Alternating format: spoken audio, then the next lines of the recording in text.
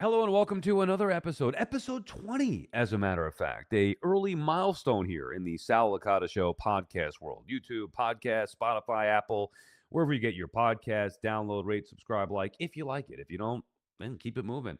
You know, it was a fun night if you're a Knicks fan watching the Knicks just destroy the Philadelphia 76ers. But if you're an NBA fan, like, come on, man. What are we doing here? A 50-point, unwatchable game. There's no world. I know Embiid was hurt, but so was Anunoby. Like, there's no world, and this happens far too often, maybe not to the degree of a 50-point disparity between two professional teams. That just can't happen. This is not just a one-off, like, let's say, well, the Yankees beat, the Rays 16-1 or something like that on an occasional one of 162 to have some blowouts. That's going to happen. Too many times with the NBA over too many years now, there is just a lack of competition. And without competition, you do not have sport. So as a Knicks fan watching that game last night and watching Alvarado go nuts, was it fun?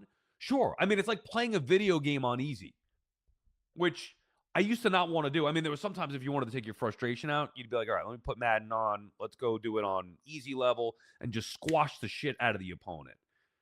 But that becomes boring. I wanted the challenge. I wanted to see if I could compete with a little bit higher than just the easy level on the video games. I don't even know if they still have that nowadays. I'm going back 20, 30 years when I was playing Madden. But point is, it wasn't real competition. And there's no fun in that. So, yeah, watching your team smash the Sixers, who we hate Philadelphia, with or without Embiid, doesn't matter. But it was easy mode last night. That's not a real game. That's not real competition. Whereas the night before, even though the Knicks lost to the Pacers, that felt like a game that you want to watch. You're in it. Your emotions are involved in the game, back and forth, tight game. Even though the Pacers aren't a very good team in the Eastern Conference, still there's hatred there between the two rivalries. What the Pacers have done to the Knicks the last couple of years in the postseason, and the game was competitive. They played hard. Both teams fought till the end. That's a game. Win or lose, obviously we'd rather win, but you lose it. That's sports. That's life. It's about competition. What we saw last night was not competition. And this is at the highest of levels. This is the NBA. This isn't some D League or G League or whatever they call it now.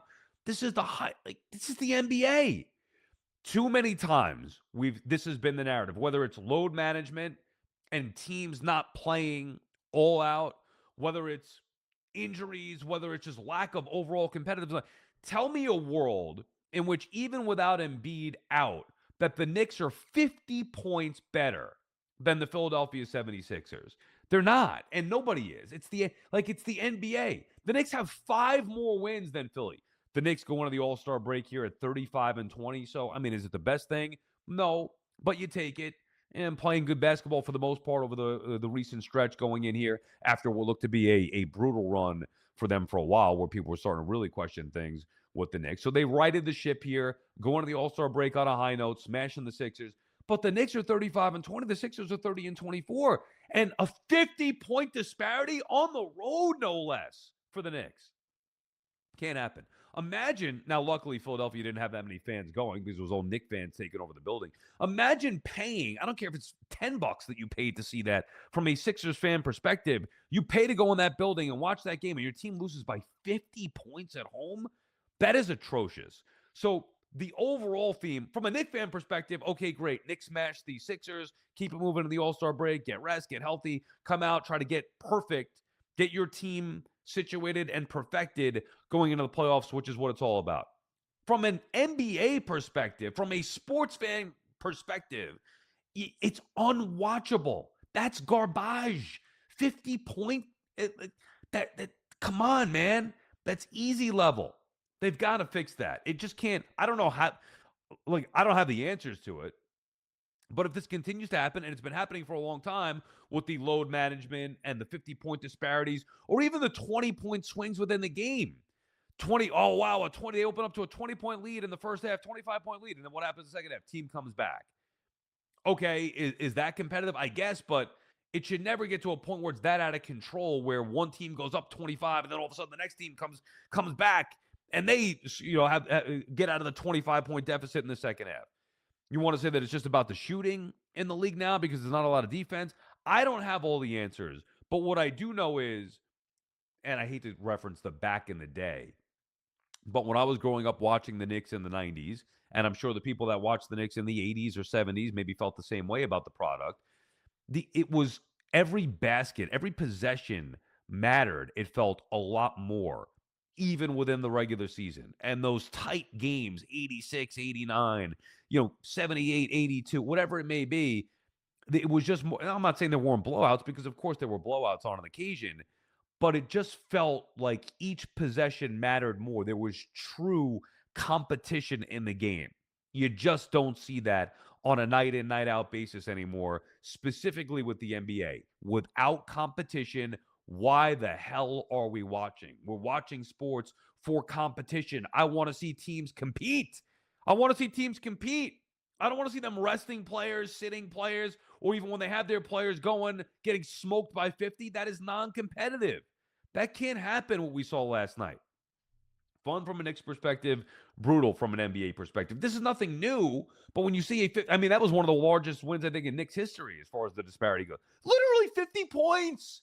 There were games where the Knicks would score 70 or 60 points. They won by 50. Come on. I mean, that's absurd. And I'm not blaming the Knicks.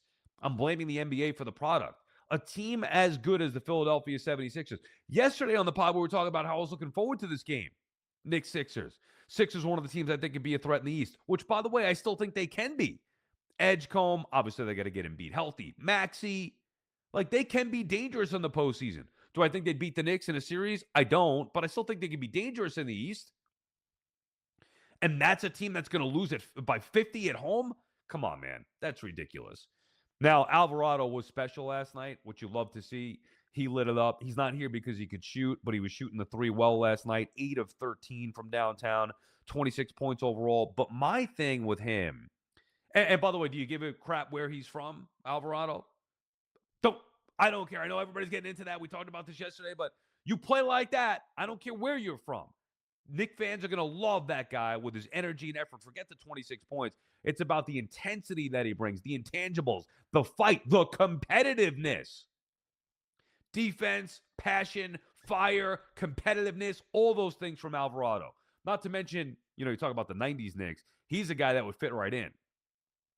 Where his skill set, he's not going to be the best scorer despite last night, not going to be the best shooter despite last night, but he's going to handle the ball well, and he's going to do all those other little things that can help you win ball games.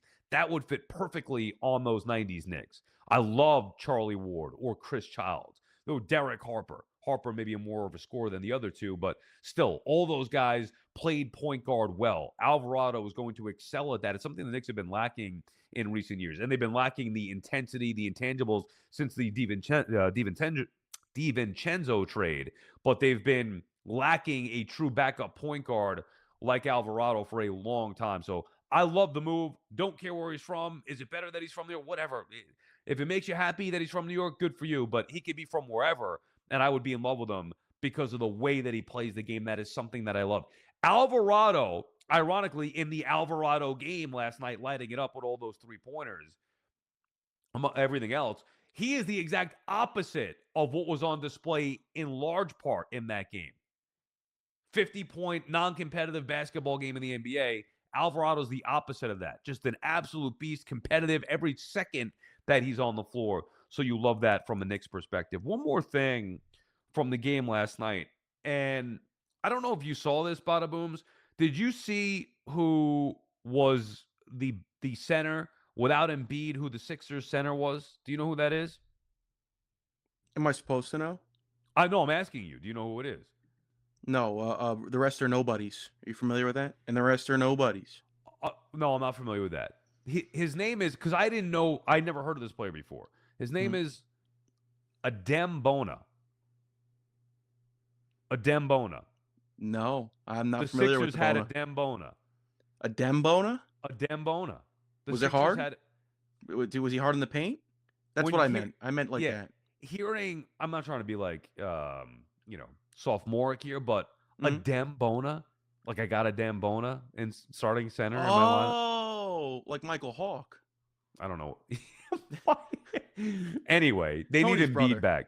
Adembona, No, Come on. he got a cool name. Yeah, a Dembona. He got a Dembona. Exactly. Now coming off the bench for the Sixers, a Dembona. Exactly. What are we Great doing jersey. here? Great It's the guy's jersey. name.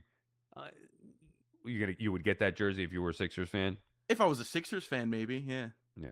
You would wear a Dembona jersey? I had a Brashad Perriman Jets jersey, so there's no doubt. Right. What kind of jersey you get? A Dembona. Can I do one 3X a Dembona? Yeah. Right over there. Yeah, exactly. It was just, all right. Stupid. It's